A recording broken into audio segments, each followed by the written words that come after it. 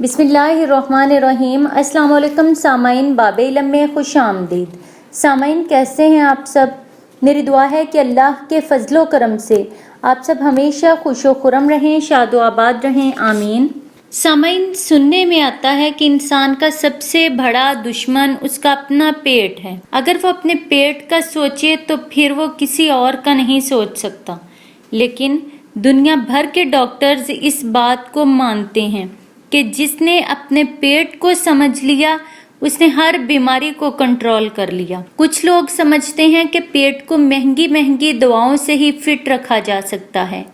चाहे पेट का दर्द हो, वर्म हो, गैस हो, मरोड़ हो या जलन हो, आपका किचन पेट की हर बीमारी को कंट्रोल कर सकता है। जिस शख्स ने किचन में रखी हल्दी से दोस्ती कर ली तो समझे उसने पेट को साफ कर लिया।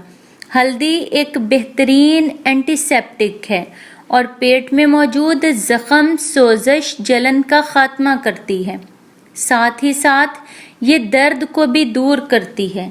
इसकी ज़्यादा मिकदार नहीं, बस आधा चाय का चम्मच ही पानी या दूध में मिलाकर पी लिया जाए तो ज़िंदगी आसान हो जाती है।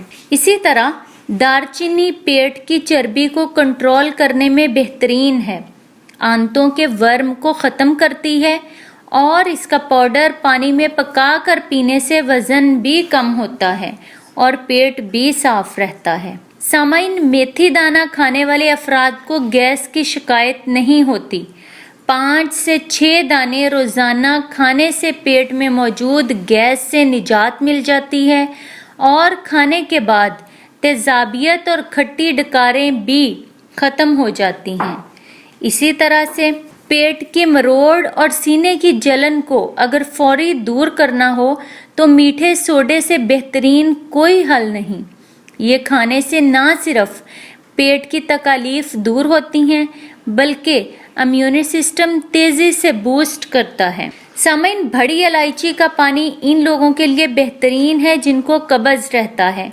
ये कब्ज़ को दूर कर देती है और पेट के दर्द से निजात देती है। मुझे उम्मीद है कि आज के बाद आप अपने किचन में मौजूद इन छोटी छोटी चीज़ों का भरपूर इस्तेमाल करेंगे अपनी बीमारियों को ख़त्म करने के लिए।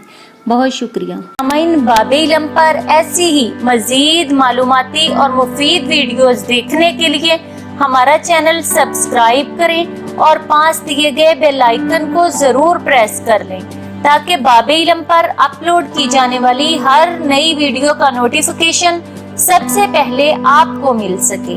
सामाइन, वीडियो लाइक करें, शेयर करें और कमेंट बॉक्स में अपनी राय का इजहार करना ना भूलें।